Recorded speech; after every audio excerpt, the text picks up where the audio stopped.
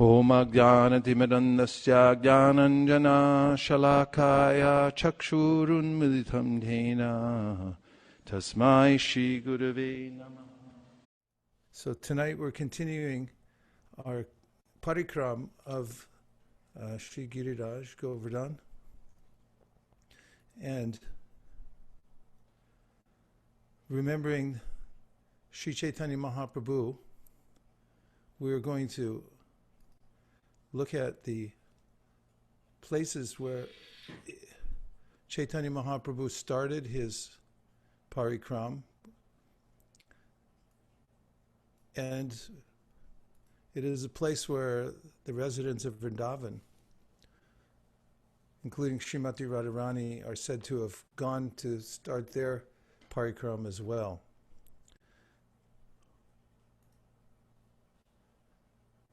So I will share my screen with you to share a picture of Haridev.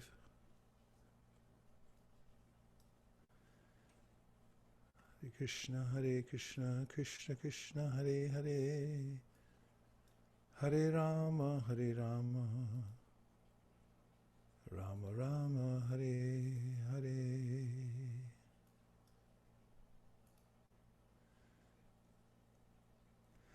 This is the beautiful Haridev Mandir. You see on the right-hand side. Chaitanya Mahaprabhu danced there for hours in ecstasy. When he came to Govardhana, he stayed there at the Haridev temple and also at Manasi Ganga before he began his Govardhana Parikramā. And therefore there are pilgrims that come here by the millions every year, and many of them start their Parikramā here at the Haridev temple. So Sri Haridev is a deity of Narayan, and when Srimati Radharani would come here to visit this deity, then she would pray along with her friends that Hantayam Adra Abala Haridasavaryo Yadrama Krishna Chanana Sparasha Pramoda Manam Tanuti Sahago Ganayos Tayo Yat Paniya Suyavasakandana Kandamulai. This is a verse from the Srimad Bhagavatam spoken by Srimati Radharani about Govardhana Hill. And she's saying that Hantayam, it's a kind of lament. That's and this is a mood of the devotees that they feel that I'm not very qualified. I have so much to learn in Krishna's service. Hantaya Madra Abala Haridasavaryu. But this Giriraj, this Govardhana Hill, is Haridasavaryu. He is the greatest servant of the Lord. So there are several Haridasavaryas, those who are known to be great devotees of the Lord. Yudhishthira. Of course, the whole plot of the Mahabharata is about the way in which Krishna wanted to install Yudhishthira on the throne to rule over the world, because he was religiousness personified. And then there's Sri Uddhava, who's Krishna's most intimate associate. But he's even more elevated than Yudhishthira in the sense that Krishna sent him to Vrindavan just so he could understand the mood of the residents of Vrindavan in separation from him, Krishna. And he went there, did Uddhava, and then came back and commiserated with Krishna because he had seen the mood of the devotees there, and he also prayed, did Uddhava, and this is enshrined at Uddhava Kund, where we saw yesterday, that temple, Sri Uddhava, that let the residents of Vrindavan walk by me and let me be there as a clump of grass, so that some of the dust from their lotus feet will fall on my head. And then Haridasyavaryo the greatest devotee is also a Govardhana. And so Srimati Radharani explains what is the quality of Giriraj, why he's so great. And she says he uses his whole body, his whole existence, everything about him is for serving Krishna. So there's water for drinking, soft grass for feeding the cows. Then there's the waterfalls, they can take bath there. All kinds of honey, mango juice, pilu juice. The Krishna and his friends and cows would all go there and be completely taken care of by Giriraj Govardhana. And also she says that he's joyful, that he's in ecstasy. Why? Because he's being touched by the lotus feet of Lord Krishna and all his devotees. So why is she lamenting? Because she's regretting. She's saying, oh, I'm not very qualified. I am wanting in these qualities that that Giriraj has. So the question is then, what is a successful devotee, and what is successful devotional service? And in the Brihat Bhagavatamrita, the search of Narada Muni for the greatest of devotees ends in Vrindavan with Srimati Radharani. And we hear about this in the Upadeshamrita, where we get a list of the hierarchy of all the devotees. Who is the highest? What is that list? How does it go, Monisha? What's the verse? I'll give you a hint. It's one of the last three verses of the Upadeshamrita. Vaikuntha Janita Varamati Purikatra Pivacho Savat Vrindaranya Mudara Pani Ramanat Tatra Govardhanaha Radha Kunda Mihati Gokulapate Premamritam Pavana Kuyat Asya Virajito Kiritate Sevam Dekhinaka. Bravo! Very well done. So that verse actually is talking about the gradations starting Vaikuntha Janitovara. Above Vaikuntha is Vrindavan, Mathura above Vrindavan, and above Mathura is Vrindavan, and then the forest of Vrindavan, and then it goes all the way to Govardhana Hill, and then Radhakund.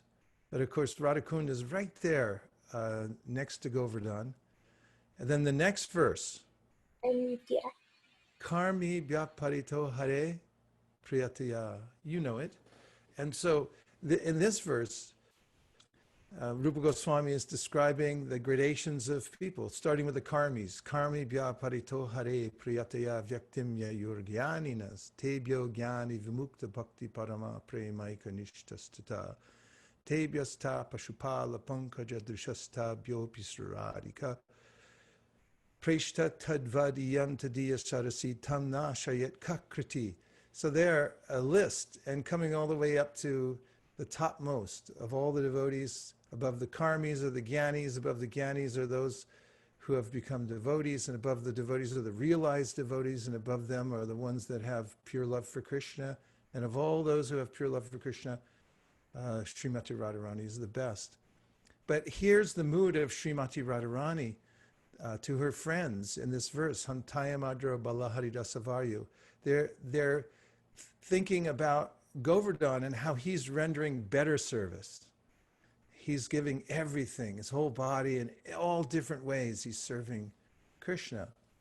So then their idea is, let us go in Parikramā from here, and by honoring this great devotee, then we'll also be able to take on these qualities. We'll also be able to develop this kind of devotion that we can give our whole existence for Krishna.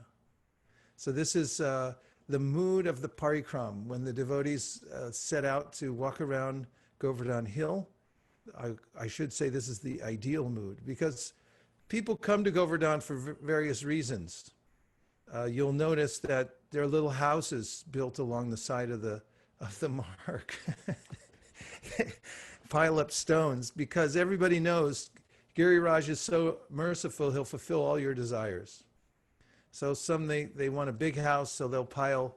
There's a whole area. In fact, when I went there to put Govardhana Shilas in order to pray for different devotees to be able to be successful in their marathons, I could barely find any areas where the rocks hadn't been, where the Govardhana Shilas hadn't been piled up with people praying for a house. And then other people, they'll tie together the trees and the creepers and praying to Giriraj to please give me the best husband or wife. And who knows? But everyone has various desires, and they come to Giriraj. So one has to be careful when going on Parikramā, or for that matter, we're living one's life. Krishna is within our hearts. Ishvara sarvabhutanam hrideshena dunatishtiti brahmayam sarvabhutani yantram rudrani maya.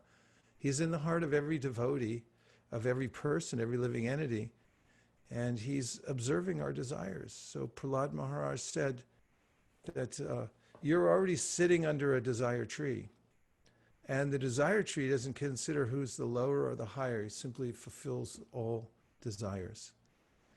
So this is the intelligence of Srimati Radharani and her friends, that they're starting out to worship this devotee.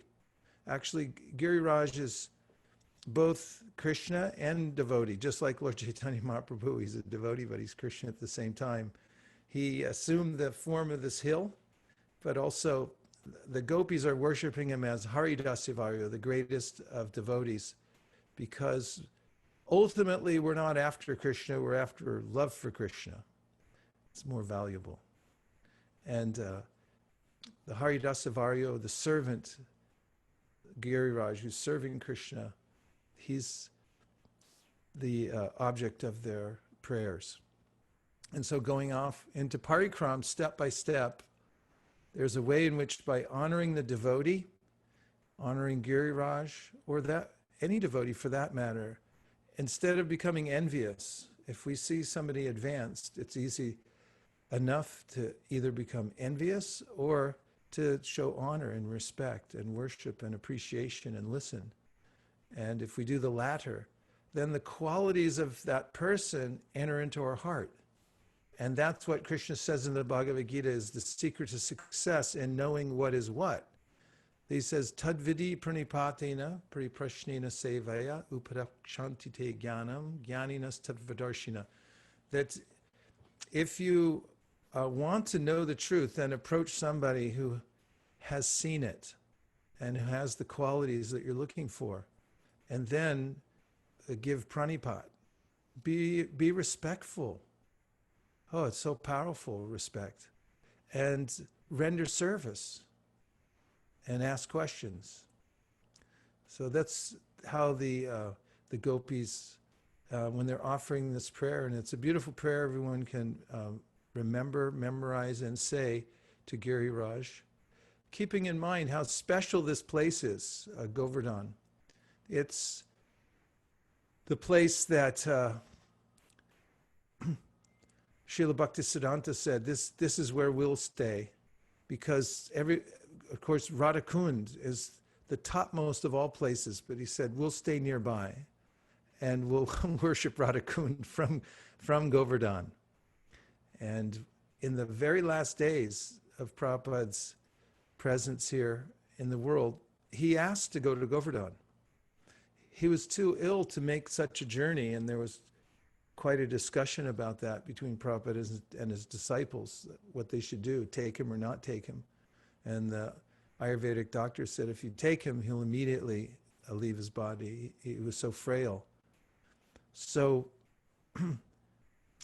the devotees took him after, when Prabhupada left. Then they took him on a bullock and went all the way around around the Govardhana hill and had a huge kirtan.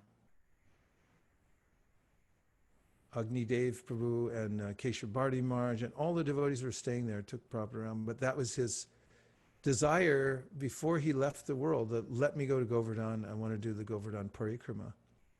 So we can see Chaitanya Mahaprabhu went there, and he went to the Haridev temple to perform his kirtan, and he danced in ecstasy. The gopis went there, and they'd start do their parikram from there, and pray for the mercy of Giriraj Govardhan.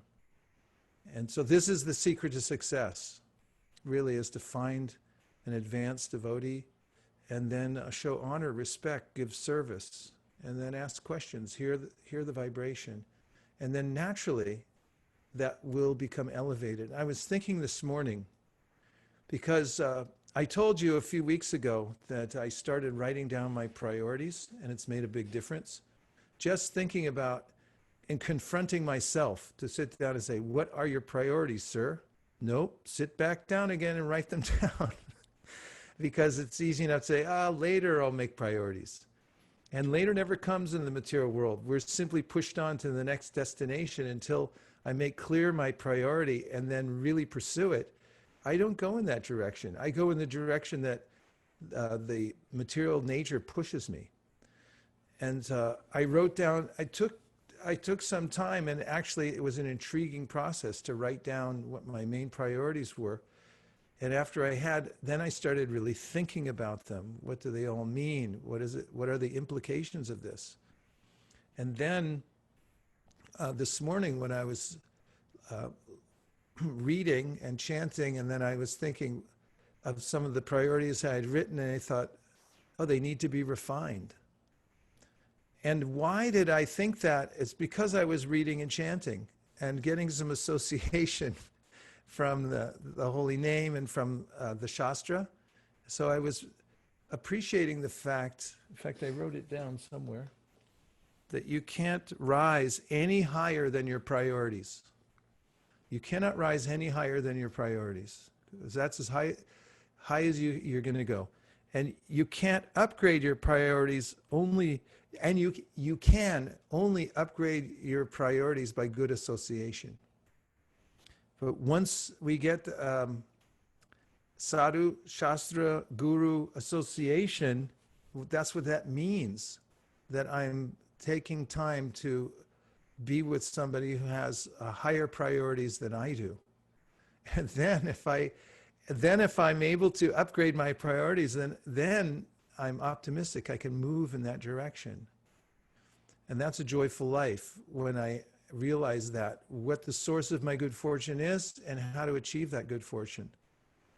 So that's the mood of the Haridev temple, starting off place and realizing that my progress in life is really dependent on this mercy that's coming down to me.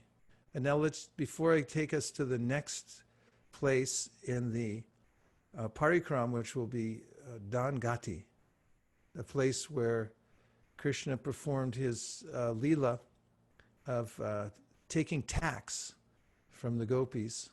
And I'll talk a little bit about that in a second.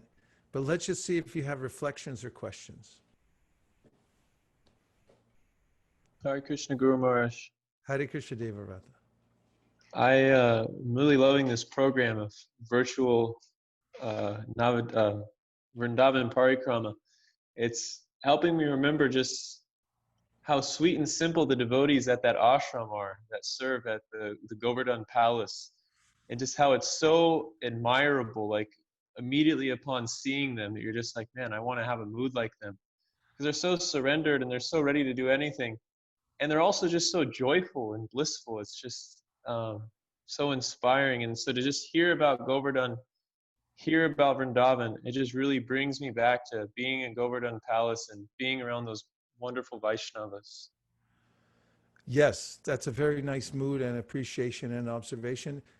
And at the same time, let me give you a little bit of other perspective. Please stay on camera. I just want to see your reaction, just to balance your perspective.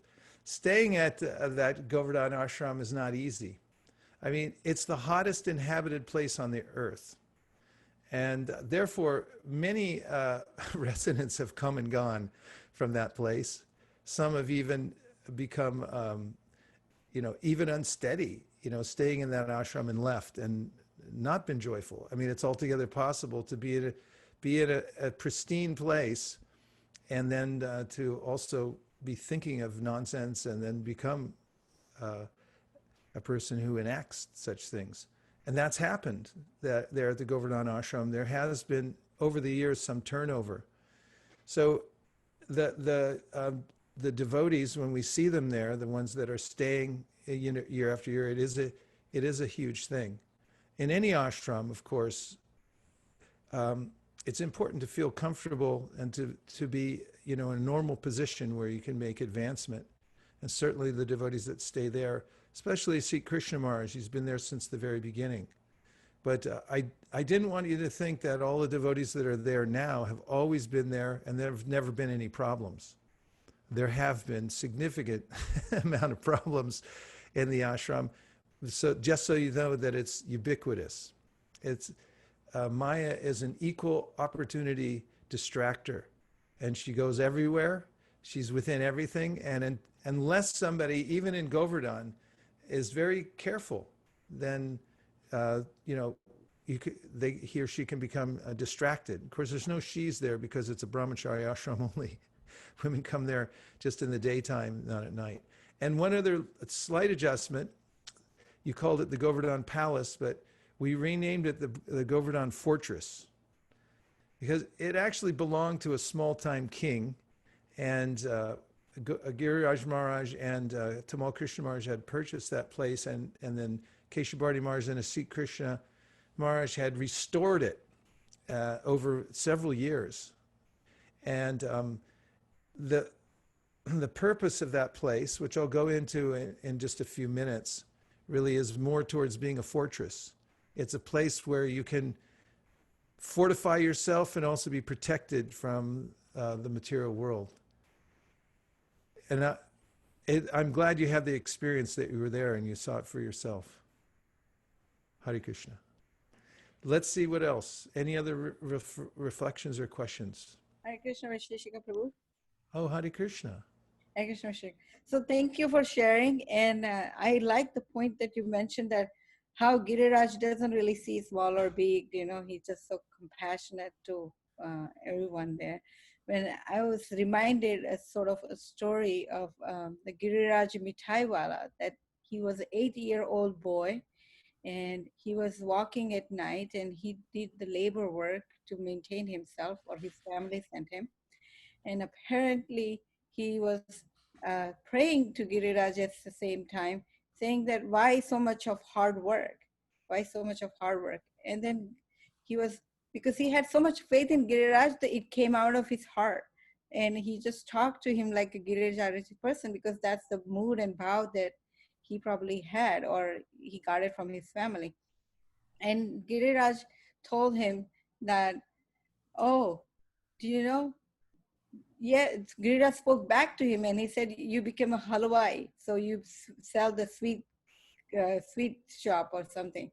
And then he does the sweet shop. He goes to Mathura, first learns, and he just learns, and he felt that energy because the Giriraj spoke to him.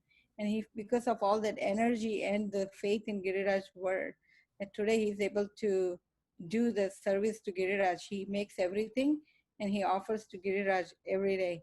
And Radhavalla Prabhu went to learn from him and sometime, but he says that I need to be in there to learn he went in to learn, but he said, I want to be the one, making sure the quality of the product is good because it gets offered to Giriraj. So he doesn't see like I'm offering to everyone, but he's like, I need to offer it to the good quality to Giriraj. So I was just saying that how Giriraj is compassionate, and he doesn't even see, but this 8-year-old boy who gets so inspired to just serve the Giriraj, he makes the shop right there at the feet of Govardhana and just serves every day. So I just wanted to share that story. This is one of your friends, associates? The Giriraj Mithaiwala? Yeah. No, it's just Radha Prabhu had spent some time with him to learn the sweets. Is that the one that's right around the corner from the Yeah, ashram? yeah, the Son Papadi Wala. Oh, no wonder he's been so successful.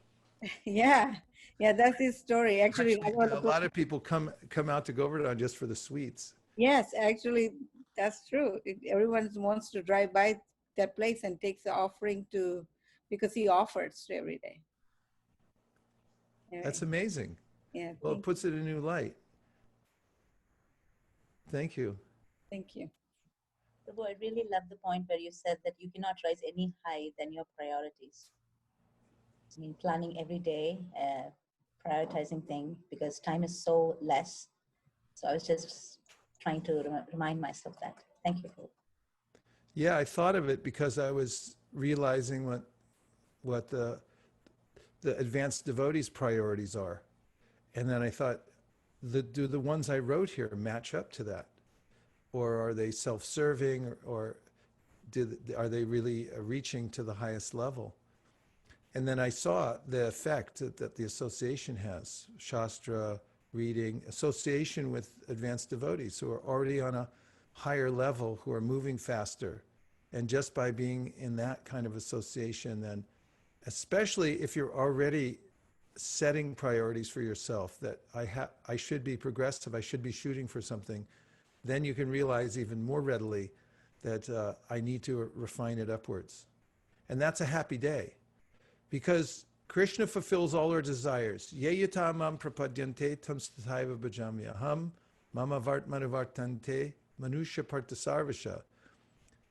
Everyone is following the same path. It's Krishna's path in the sense that he's fulfilling our desires. And the way that I'm mixed up in the material world is due to my own mind's unruliness and its interaction with the three modes of material nature. But Krishna says, I have really nothing to do with that. That's your interaction with the modes of nature. What I'm offering you is above that.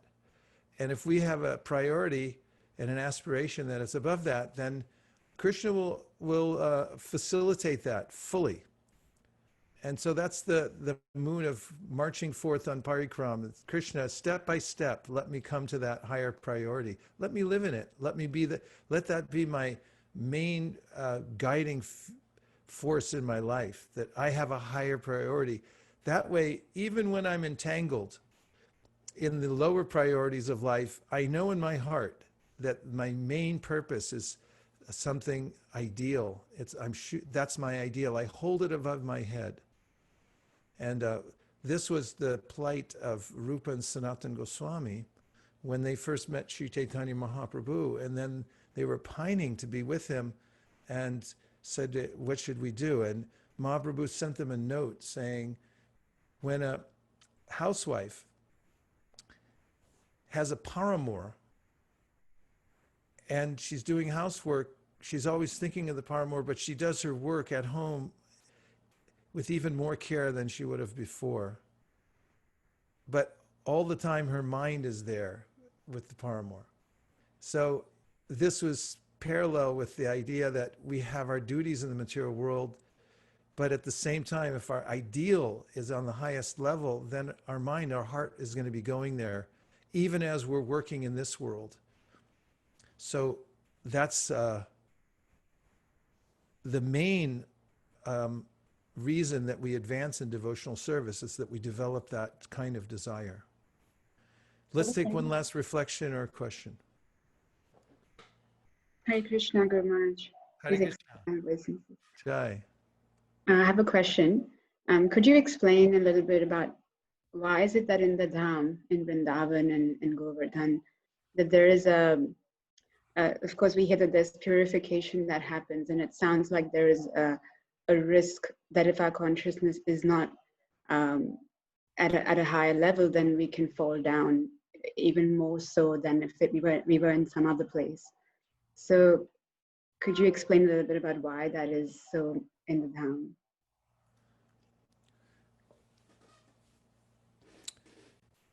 Why is it that we have to be more careful there?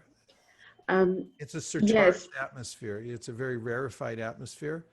We're close to Krishna. We're touching Krishna. And just like when you're in direct company with those who are very refined, then it becomes much more noticeable if our mood is coarse or out of step.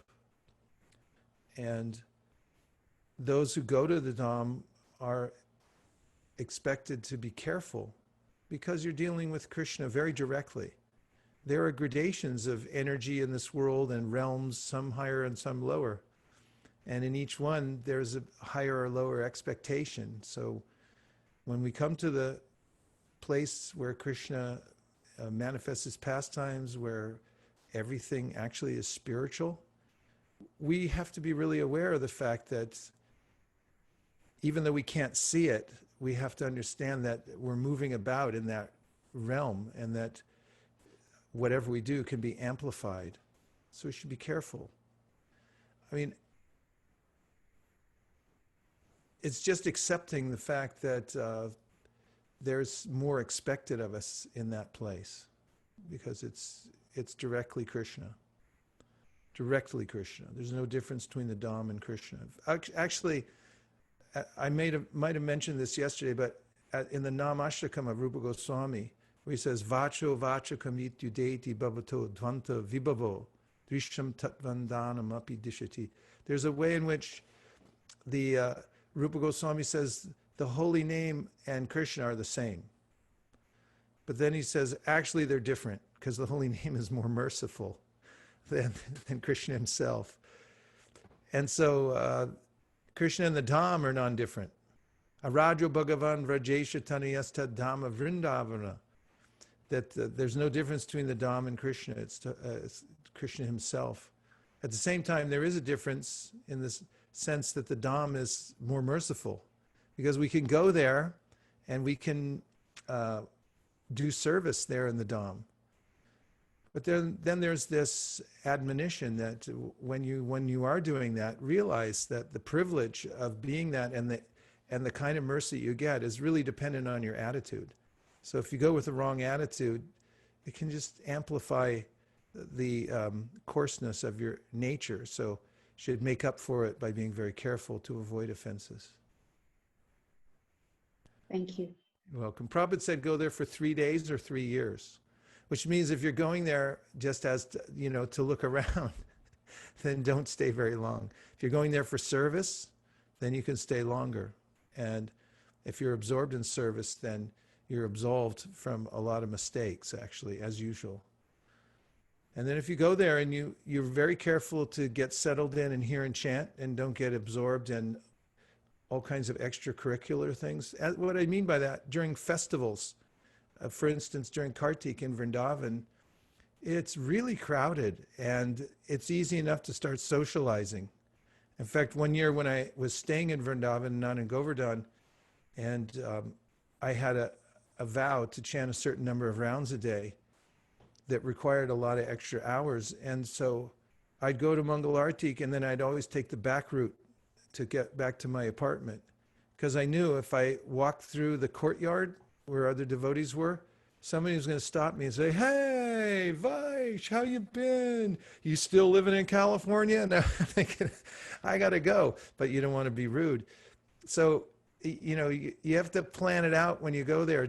You're going there for a purpose, to serve Krishna, because that's what the energy is there. And don't go against the energy and then just start thinking it's a place for enjoyment, because then it really stands out. Thank you for your question. Thank you. Okay. Let's look at a beautiful picture of the Daanghati pastime. And then we'll just talk a little bit about that. Sorry, anybody on Facebook, you can see this later. This is the Daanghati. So just down the street from the Haridev temple, you'll walk, if you know the shortcuts, through the little alleyways that take you back to the Govardhana town. And then there's a crossroads there at a big temple named the Lakshmi Narayan Temple. And then if you walk down that road towards Giriraj, what you're doing actually is walking down a road that is a crossover point. It actually goes right through the middle of the Govardhana town. And this place is famous, as depicted in this picture, or this relief actually, I think it is, of a pastime that took place there. Therefore it's called Daanghati, and it's memorialized in one of Rupa Goswami's famous writings. And he talks about this pastime. The Dana Kali Kaumudi is this book. And there he talks about the pastime. So it's a pastime that gives you just a brief glimpse into the relationship that Krishna has with his eternal associates there. So at that place called Daanghati, there's a crossover that is not so easy to make, and Krishna and his friends make it even harder to get through by putting up rocks and stones. And basically what he creates there is a kind of a customs checkpoint. Just like when you go through any border, you have to go through customs, right? So he and his friends, headed by Madhu Mangal, set up this checkpoint, knowing that the gopis are going to come through there. And of course, behind the scenes, the gopis, on the pretext of coming to a yajna that's being performed near Govinda Kunda, are bringing all kinds of ghee and milk for the sacrifice that's taking place there. Some sages, brahmanas, are doing sacrifice, and it's their dharma, the gopis, to do this kind of charity by giving ghee to these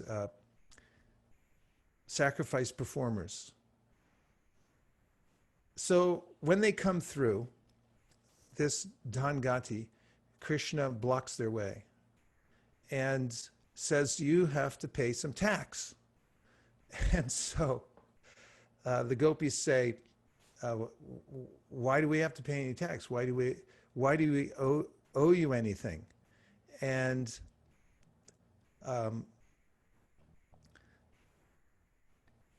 they're questioning Krishna's authority. What is your authority here? So Rupa Goswami goes on to explain that Krishna says, well, actually, this place is also known as Gopal Ban.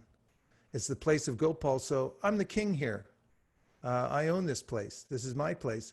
And the gopis, in an argumentative mood, retort that actually Gopal also means just somebody who herds cows.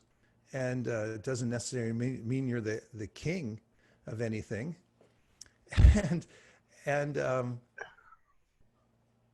then Krishna says that,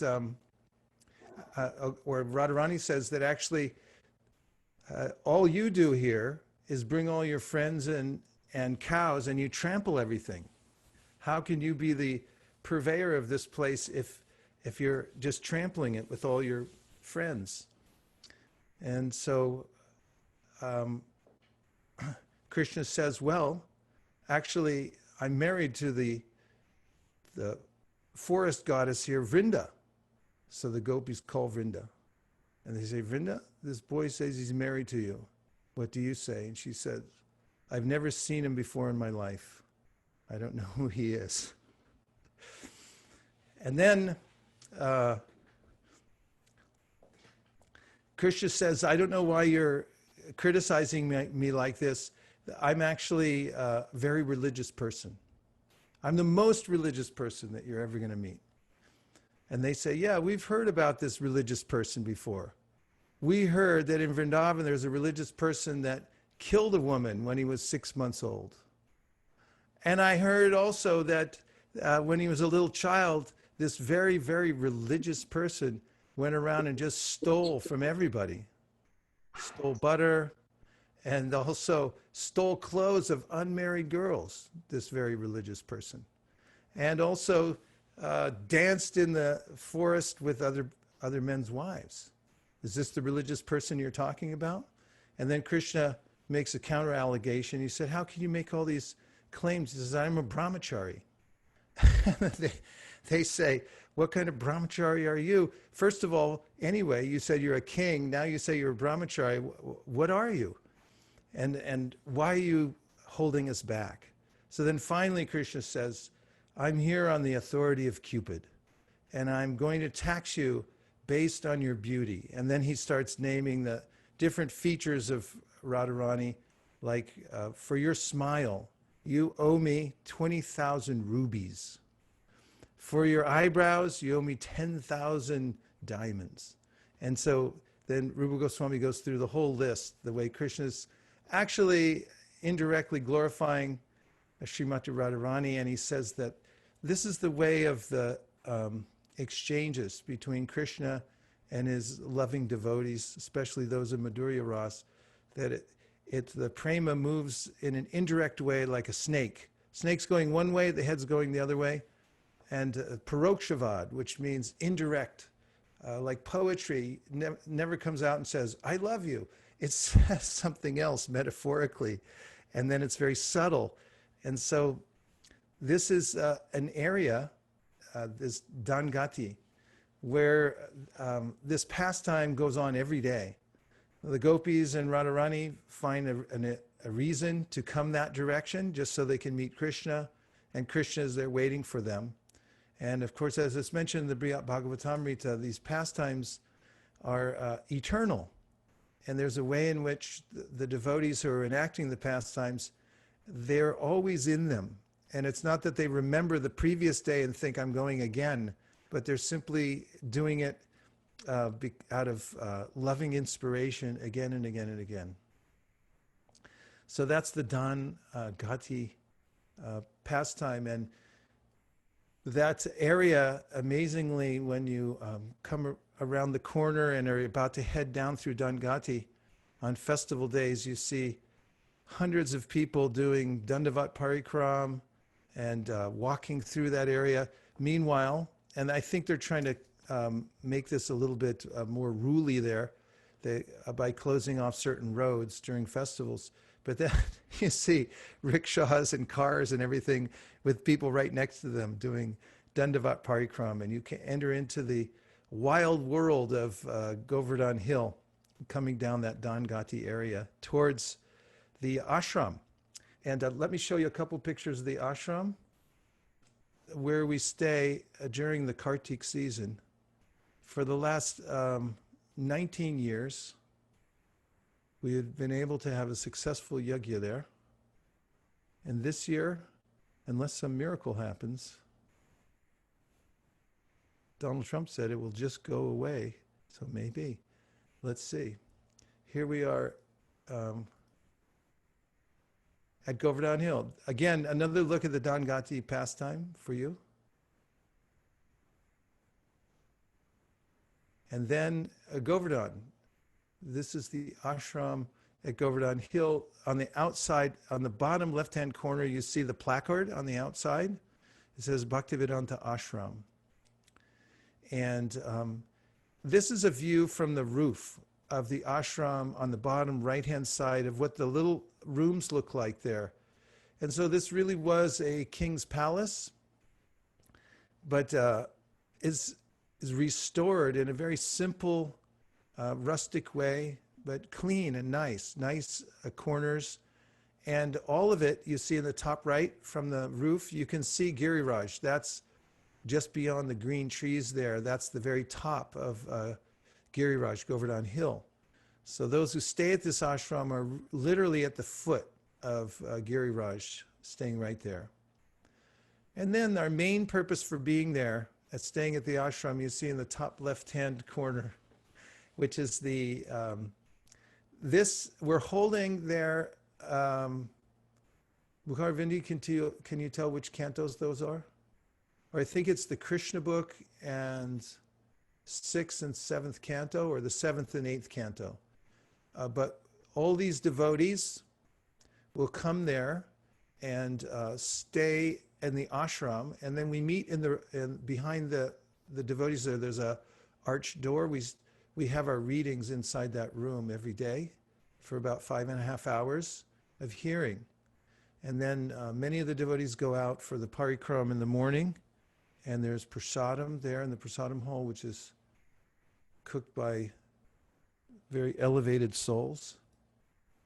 And these are the founders, Giriraj Maharaj and Tamal Krishna Maharaj, when they were on their Parikramā, saw the place and wanted to develop it as an ashram where those who are out during the year meeting the public could come and recluse themselves for some time and just hear and chant. And here's my dear friend Keshav Bharti Maharaj on the bottom right side. He came there and restored the place from the time it was a ruin, along with Asit Krishna Maharaj, who is now a sannyasi. He started off as a brahmachari there. And I visited there when it was just a ruin, and they had no electricity, and they stayed there all year long. To stay cool and fall asleep in the summertime, they would take a gamsha and they would immerse it in water and get it soaking wet. Then they lie down on the floor and put the wet gamsha over them and then turn on the fan and hope they would fall asleep before the gamsha would dry out.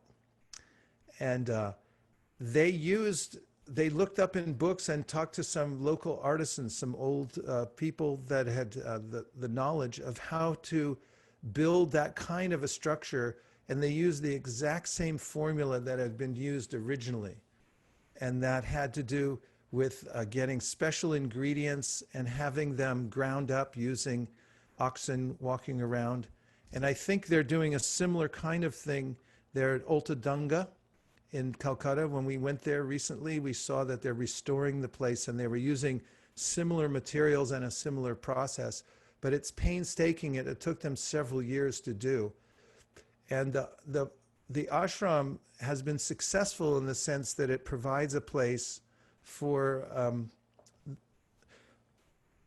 devotees to come and not have any other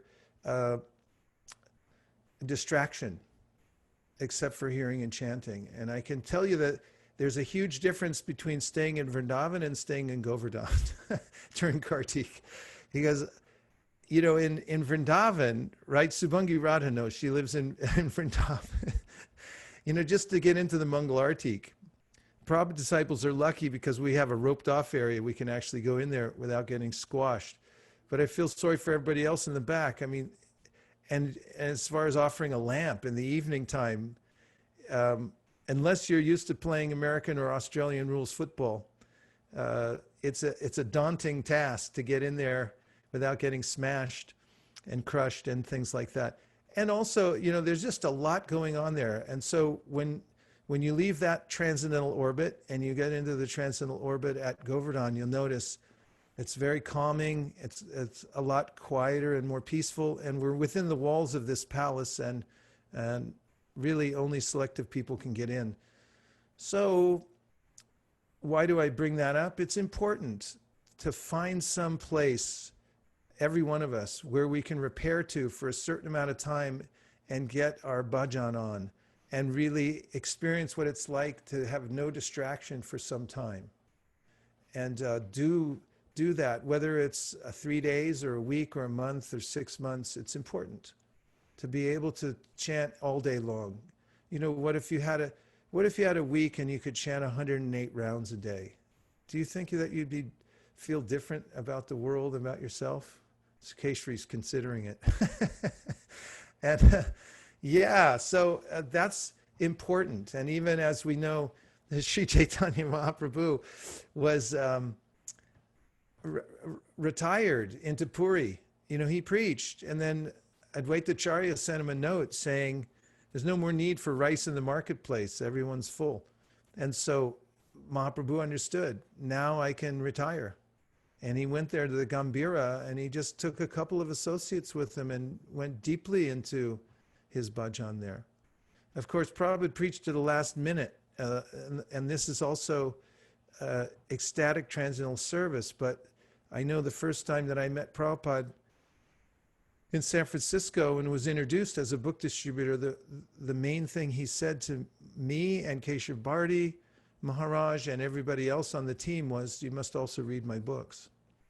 So it's really, really important to balance that and find a way to be fully absorbed at some points. Okay, let's see if there's any reflections now from anything you heard or any questions to deepen the conversation.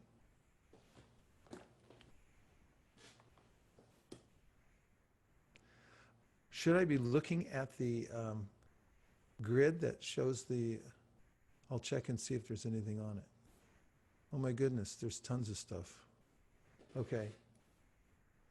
Rupa Manjari, we have Shraddha Devi Dasi who commented, Achyuta Bhava, thanks for being there. Let's see, he said, so good to be following all the talks today. Thank you for all you do. Missing you too, very much. Shraddha said, you cannot rise higher than your priorities. Upgrade your priorities by good association. And also Maya is an equal opportunity distractor. Rupa Manjari, Haribol, she says, it's my personal experience that I don't have much adhikar to spend a lot of time in physical brudge. Often I am gifted with intense purification there. A kind, charming chagrin, but she's giving. But fortunately, we can go to Govardhana, Smaranam, and Kirtan with devotees like you, Archan worshipping our Giriraj Jew, and visiting Gupta Govardhan in Navadvip. Yes. And she also says, keeping our ideal above us in our head while outwardly engaged materially also seems to be exemplified in the phrase, in the pause that Mahaprabhu ordered Raghunath Das to take. At the time, it must have seemed tremendously onerous. But from the long view, it was just a brief pause. Nice. There's a few more there, but I'll just check in the Zoom room and see if you have any thoughts or reflections you want to make. Yes. Hare Krishna, Prabhu. Hare Krishna. Hey, now I remembered something about us and Govardhan.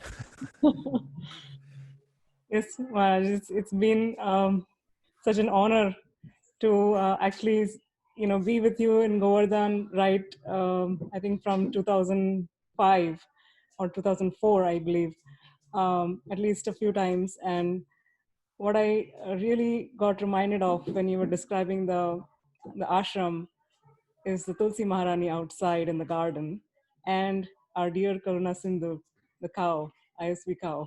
Yeah, So that's right. always brings it's such an oasis within an oasis of Govardhan to be in the ashram. Was that 2005 that we went on a Parikramā, all of us together? Yes, it was 2005, and then we went again in 2006, I think, with my sister-in-law. And Oh, right. yeah, and then one after her wedding, I think around 2008. Amazing. Yes. So Tulsi abounds there all around the ashram, and then there's cows. There's a small goshala there. And one of the preoccupations of the residents there is going to see the cows and pet them and feed them and things like that. Yeah, good memories. Thank you, Vaiśeṣika Leela. Hare Krishna. Hare Krishna. Hare Krishna. Hare Krishna, Guru Maharaj. Hare Krishna, Bhakta Rohit. Maharaj, it's been a great fortune to be a part of this virtual Vrindavan Parikramā, because right now we're all locked up in various parts of the world and we're not able to physically visit the Dham. But just like you mentioned yesterday about Suvrita, the elder brother, although he was in an abominable place, locked down, but his whole entire chitta was transferred into that Vrindavan temple and celebrating Janmashtami. Yeah. And the Association of Devotees and you, I feel I got the opportunity that Suvrita got in that brothel, being locked down but transferred in Chitta to Vrindavan and all the places of pastime to Krishna. Thank you for bringing that point. I mean, really, physically you can be anywhere and mentally somewhere else. And Mahaprabhu talks about this when he says that if you should live in Vrindavan always, If you can't be there physically, you should be there within your mind. And so really, Prabhupada wanted us to come there to the Dhams, and he wanted us to go back and preach also. And so the two go really well together. And if we can have these experiences either virtually or by coming there and worshiping the Dham by doing service there, that goes into our heart and it becomes a refuge, even when chanting or remembering, and even when we leave our bodies, if we have an affection for the Dham. One realization I've had about the Dham is that it's a relationship. And it takes, in any relationship, a while to develop. And so if you take a little time to invest in going to the Dham or hearing about the Dham and serving the Dham one way or the other, then after a while you actually develop a relationship with the Dham and with the residents there. And then it becomes, you start to feel at home there. There are devotees I've known who they didn't ever go to the Dham, and then when it was time to leave their body, so, somebody transported them there and they felt very out of place, because it can be so different and a different kind of reality there that if one's not used to it and haven't developed a kind of relationship, then it makes it difficult. Thank you, Bhakti Rohit. Anyone else? Or do you want to keep going on the Parikramā? Okay, that means we want to keep going. Let's see where we're going next. Govinda Jaya Jaya Gopala Jaya Jaya Radha Ramana Hari Govinda Jaya Jaya Govinda Jaya Jaya Gopala Jaya Jaya Radha Ramana Hari Govinda Jaya Jaya. Okay. So when we go on Parikramā, we come out the gate that's here on the bottom left-hand side and offer obeisances to Giriraj. And then we start walking to the left. And if you walk to the left down the road, you'll come to Govinda Kunda after about a 42-minute walk. And look how well situated Govinda Kunda is, right at the feet of Giriraj, as Giriraj in the surrounding Govinda Kunda. So this place is famous, obviously, because of the pastime that went on here with Indra and Krishna, which is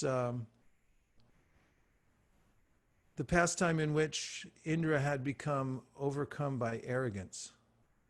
And this is something that one has to be careful about, because even in the performance of devotional service, one could possibly develop a sense of entitlement. In fact, Jamuna, the great cook and singer and one of the pioneers of the Krishna consciousness movement, disciple of Srila Prabhupada, who left the world a few years ago, said that the greatest impediment to devotional service is this feeling of entitlement, that I've done this or I've done that, and therefore I deserve to be treated in a certain way or respected in this way or that. And especially if you have some position, you can start thinking like that. If you're a Nirapeksha Vaishnav, which means you have no title and no one really cares about you that much, you're pretty lucky. Queen Kunti said, Janmaishvarya Shrita Shribir Edamana Madapuman Naivar Yavidatum Vai Toma Kinchana Gocharam. Better to be akinchana, like I don't have anything. I don't have any name, fame, no high birth, no great learning. I just am sticking it out. I'm a mercy case. And even if you are a well-known person, or if you become famous for something, better not to take it. Don't take it. So Indra is in a very high position. He's the king of the demigods, lives in heaven. It's easy to get carried away. And obviously through the Govardhana Leela, when he lost his temper, which is always a bad idea, and he then inundated Vrindavan and then realized that he had done the wrong thing. There's this pastime that takes place where Indra goes to his guru, Brihaspati, and he says, well, what do I do now? And Brihaspati says, you've developed in a short period of time such a bad reputation that if you go to any respectable person, they're going to cover their ears and run away from you. So you're in a tough situation. So he said, this is catastrophic, really, the offense that you made. So in all such circumstances, and you'll find this throughout the Bhagavatam, what do? Go to Brahma. Brahma is such a great soul, and he's the ruler of everybody in the universe. So let's ask him. So Brahma also had a little bit of a indiscretion and dealt with Krishna in a funny way by stealing away his friends and calves. Actually, sometimes people say that, well, it's worse what Indra did because he tried to kill everybody, but Brahma, he just stole the boys. But from another point of view, actually, what Brahma did was worse because he took Krishna's friends away. And if you look at the result of what Indra did, everyone came together at Govardhana. In fact, one of the defining features of the Govardhana Leela is it's the one place in Krishna's Dham, in his pastimes, where everyone's together at the same time in the, exchanging rasa with Krishna. So in the Taittiriya Upanishad, it said, Raso Vaiśeṣika. Krishna is the master, the supreme reservoir of all rasa. He exchanges with everybody according to their taste. And then when every devotee had to take shelter of Govardhana, everyone was there. His friends, Madhu Mangala, was there joking with Krishna as he was holding the hill, saying, oh, you need a rest? I'll hold it for you. And Mother Yashoda was there saying, you got to eat something. You know, this is a lot of work. And then Krishna was there, the gopis were there. He was secretly kind of looking at them. And so everybody, all the cows, everyone came under the hill and was absorbed there. Nonetheless, Indra was in big trouble. So Brihaspati said, go to Brahma. Brahma said, well, you should take an ally with you that Krishna will be favorable towards. So go to Surabhi Loka, a planet where there are these beautiful Surabhi cows. Maybe our Sri Krishna Purushottam lives there, I'm not sure.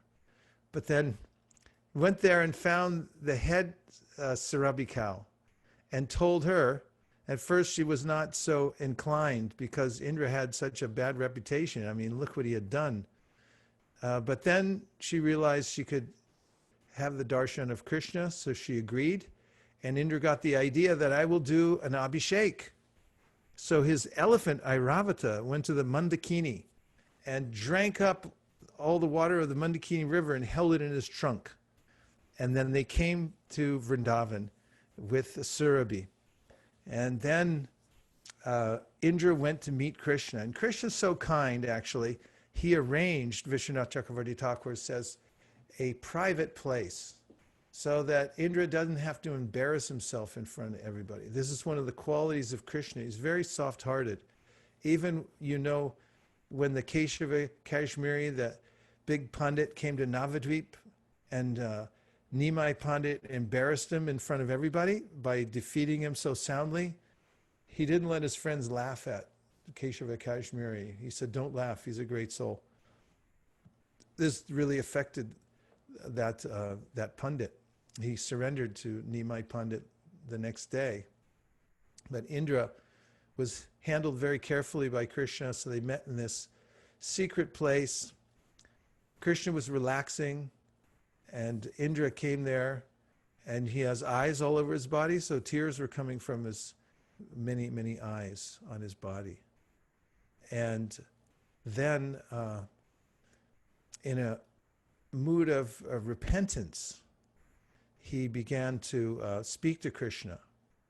But and some of the acharyas say that first, when he came there, Krishna lifted up his crown and said, "Hey, Bhagavan," to Indra. And every time Indra started to say his prayers, Krishna would say something. So they were, and he was sort of making Indra feel a little awkward. And then Indra offered his prayers and apologies and wanted to do the Abhishek. So there they assembled, and it wasn't just a few people, but all the great souls came from everywhere to watch the Abhishek. And Airavata gave the water from the Mandakini from his trunk, and Surabhi gave milk, unlimited milk, to bathe Krishna. And there were huge rivers of Charnamrit. And all of them ended up here at the Govinda Kunda.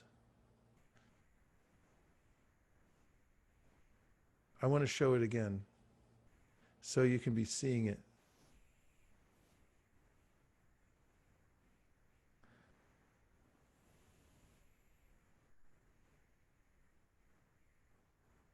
See? It's nectar, ambrosia. And then they went about the Abhishek, which you see here. Krishna taking the Abhishek from Airavata and Surabhi. And so one of the moods there at Govinda Kunda is to repent.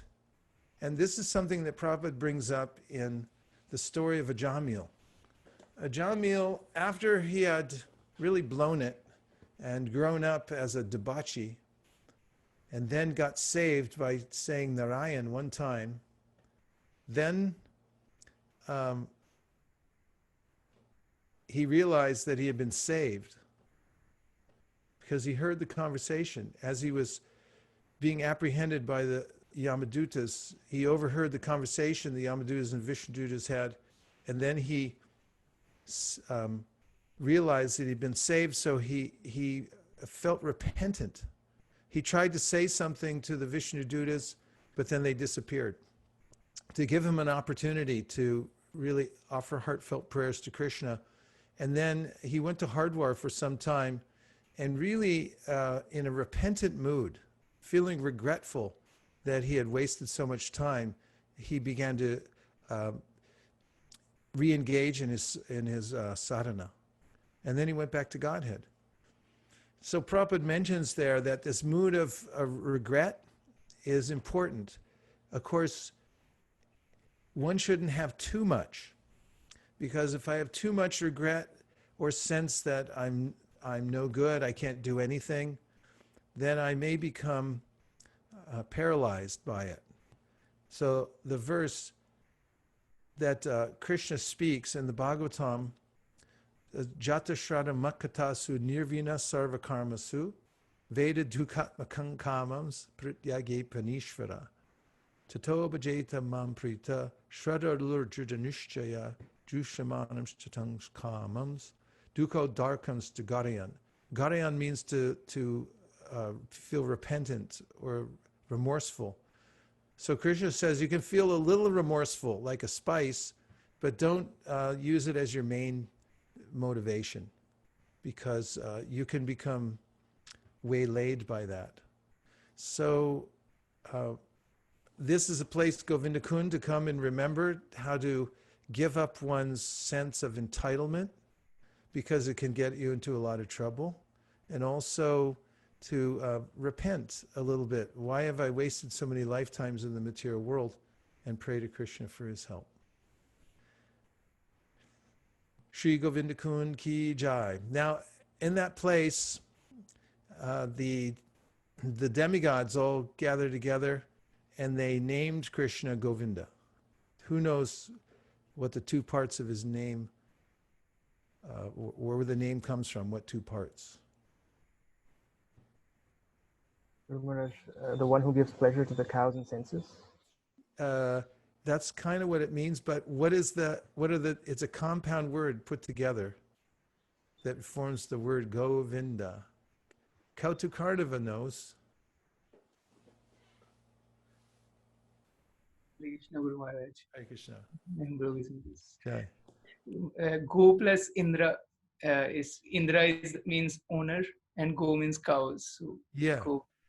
Or also Gava Indra. So Gava. Gava means cow, and Indra means, the Lord of everyone. So they were all saying, we're the demigods and the cows, that you are our Indra.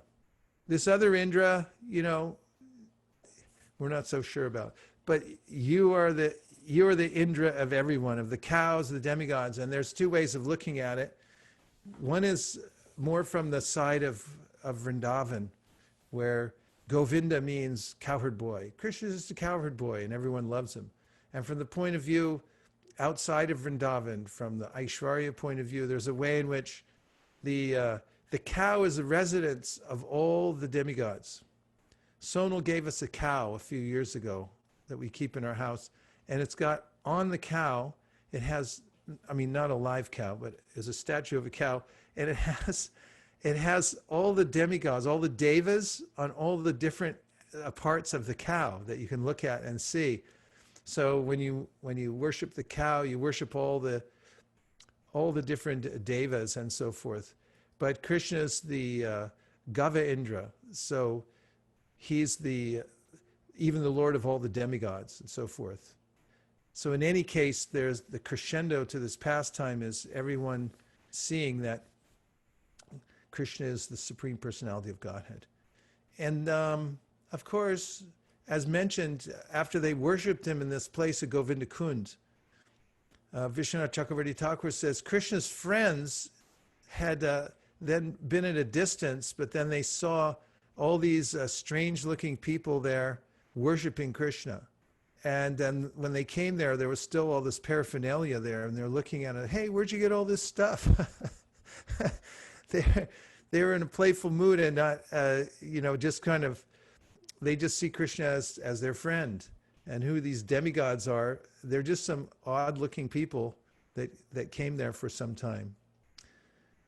And now let's just see if there's any last reflections or questions. Birds fly in the sky as high as they're able. And today we did what we could to glorify Giriraj Govardhana all together as we're moving towards the auspicious day of Janmashtami. I thank everyone for joining us from different places around the world, and pray to Srila Prabhupada and Giriraj Govardhana to please instill in us the lessons that have been given to us by the great acharyas and the great devotees of the Lord in association with the Holy Dham. Hare Krishna. Vanchakalpadrishcha kripa sindhabevacha patitanam pavanebhyo Vaishnavebhyo namo namaha. Dayanidhi, Haribol. Ananta Koti Vaishnavindra ki jai. Gaur Premanande. Nachari Armarman, Nachari Armarman, Nachari Armarman, Nachari Armarman, hey, Nachari Armarman, Nachari Armarman, Nachari Armarman, Nachari Armarman.